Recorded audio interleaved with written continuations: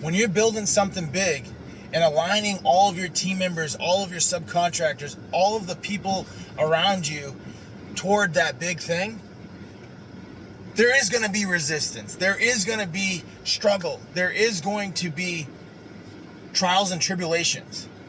But for those of you that want to focus on the struggle and the trials and tribulations and the mistakes, I don't want you on my team.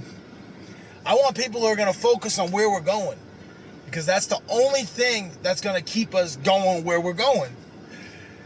My name is Oliver Fernandez, and for those of you who do not know me, I'm a construction business owner and a real estate investor. I've completed over $80 million worth of construction projects, and I'm an investor in over $150 million worth of real estate, soon to be $300 million worth of real estate.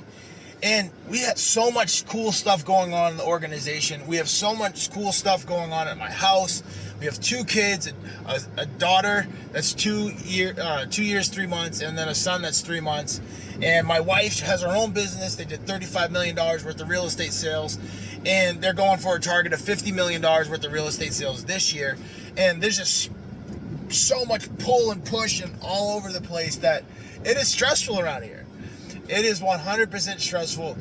And I know this is the moment that I'm going to look back 5-10 years from now and be like, man, it was so painful right then and there. But like, we're going to have a team of marketing, finance, operations. We're going to have so many teams throughout the organization as we grow to 100 million and then on to $1 billion, that it's going to be so comical, the things that we're dealing with right now. And I just keep my mind focused on where I'm going, so that I don't destroy the moment right now that pulls me off track, so that we can't get to where we're going. So we had a couple things happen in the organization. We've been sending out a bunch of like emails to the team to go and give us ratings on one of like the employer sites.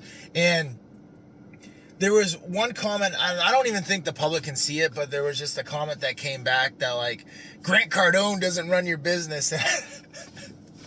And I love it because, man, Grant's never been to my office. He's never been to one of my jobs, and it's comical, right? It's like, but at the same time, he's helped me out so much. Like, I've watched him on videos, I've watched him on podcasts, I've listened to him, I've consumed his books. I've consumed a lot of the stuff that he's talked about. I've met him in person, right? And I've been to his house. I've gone to his masterminds with him. But like, of course he doesn't run our business. Like, but at the same time, his philosophies and his desire to be great inspires me to be great. His thinking and his things that he does in his organization are things that I want my organization to do. Like, I want my organization to create $100 million in revenue per year or more, right? That's just once we get to that point, then the next point is going to be $1 billion. But like, I want that for my organization. Why do I want that for my organization? Because I know how many people's lives we can impact with that. Like, you go there's like hundreds of people that are employed by Grant Cardone that are all achieving their personal, professional, and financial goals because he's created an organization that impacts people. And when you impact people, there's resources in the organization to impact your team. So I want to have an organization that's like that. So when I got that comment that Grant Cardone doesn't run your business, of course he doesn't run my business. He's not in there. He's not doing the day-to-day. He's not managing, and trying to coordinate and align people. Like, he's not doing any of that stuff. But his philosophies are good. And if I always relate it to a situation like this. If your boss or your owner or provided you with free access to the gym, and this is a gym for your finances, a gym for getting better at business, sharpening your skills, personal finance, all of those things, right? If someone that is in charge provides that for you at no additional cost to you, but just because you're on the team, you get access to it. It's like, to me, if someone is not raising their hand to go do that training, if someone is not raising their hand to go to that gym, it just actively shows me that that person doesn't really want it as bad as they may say they want it. Because I don't even know who said it, right? But I know that those opportunities are out there. And like, how did I get to where I'm at? Because I continued to sharpen my saw. I continued to sharpen my blades. I continued to get better. I paid for that stuff out of my own pocket. Now here we're providing that to you, and like now it's being construed as like Grant Cardone's running our business. Like, no, he's not running the business, but his philosophies that actually are the truth are running the business. Because those philosophies have helped me execute over $80 million worth of construction projects. Those philosophies have helped me align over 30 people in the organization and then over 50 subcontractors towards a result. Those philosophies have inspired me to be great, have inspired me to go after stuff, have inspired me to want more from myself, want more for my family, want more for my team, want more for my community. All of those philosophies have. And those philosophies are good.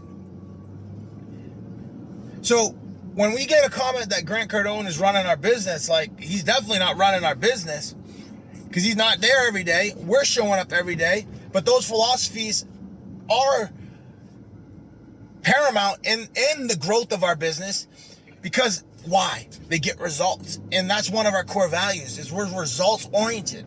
There's so many people out there that run organizations that aren't getting massive results, but they want to share all of their opinions, right? Their opinions about what you should be doing and how you should be doing. Like, those opinions don't mean anything to me because you've never created a result that I want in my life, that I want in the organization, that I want around me. Yeah, it's your opinion, and if you're very strong about that opinion, you can go and execute on that opinion someplace else. But like, in this organization, we're going to operate off the truth. We're going to operate off of a strong foundation, and that foundation is going to begin with the truth.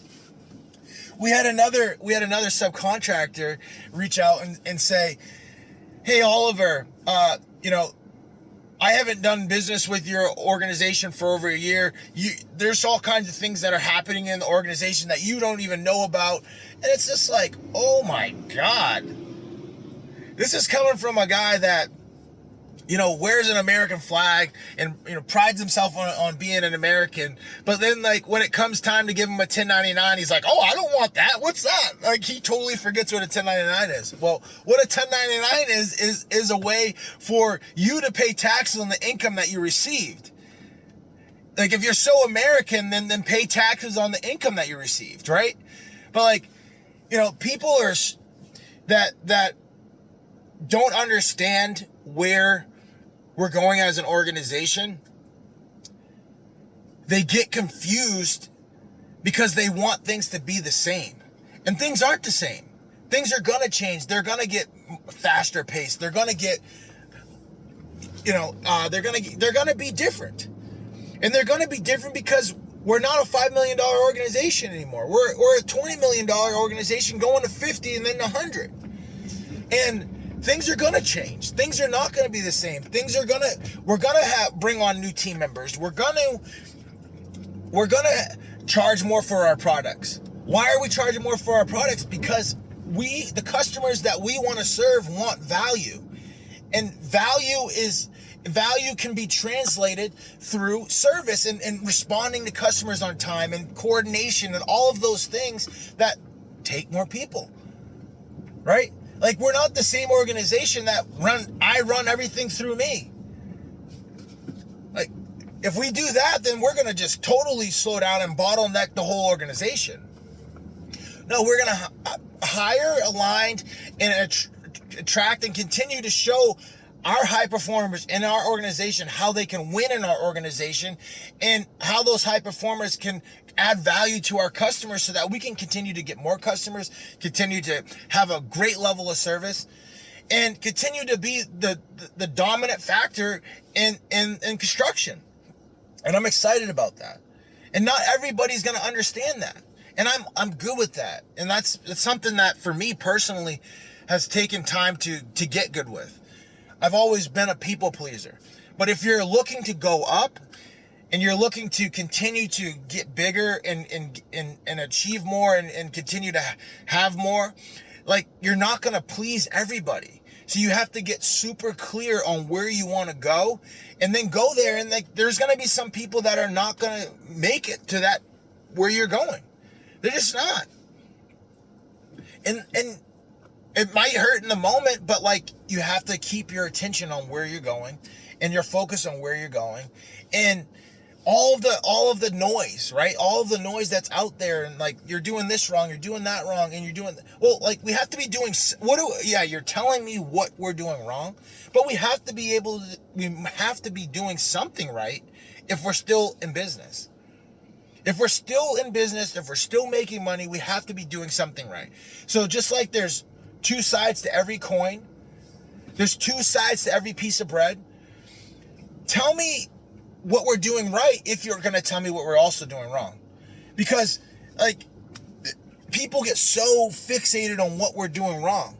And I get it. It's a part of the human evolution, right? Like, we wouldn't be here today as the strongest people in the animal kingdom if we didn't always focus on what's wrong. And we focused on what's wrong, like, growing up, in previous years, right? Like when they had like bow and arrows and they were looking around, trees and bushes to make sure a lion didn't jump out. But now, like, this is totally different, times, right? Like, I'm driving on a paved road right now. I got lights in front of me, right? Like, this is totally different times. So with that, we can't use that same mentality of just focusing on what's wrong and trying to see around that tree or that bush to make sure we don't get eaten by an animal or get killed by something, right? So we now have the opportunity to also understand what's wrong, but also let's focus on what's right. Focus on the things that we're doing good. Focus on the wins that we are having. Focus on the team members that we have brought on that have added value to the organization and that are continuing to push us towards a target that will allow all of us to reach our personal, professional, and financial goals. Like, let's focus on that, right? And then as we continue to focus on that, the naysayers will continue to talk, and we're probably going to get more of them. And I love it, because if they're not talking about you, then you're not doing anything, right? So, like, yeah, keep it coming, keep them coming, keep the noise coming. And we're just going to continue to move forward and take one step after the next step after the next step. And I want to see you do the same thing too. So go out there and continue to build your legacy, one step, two step, three step, four step, etc. step at a time. Let's roll.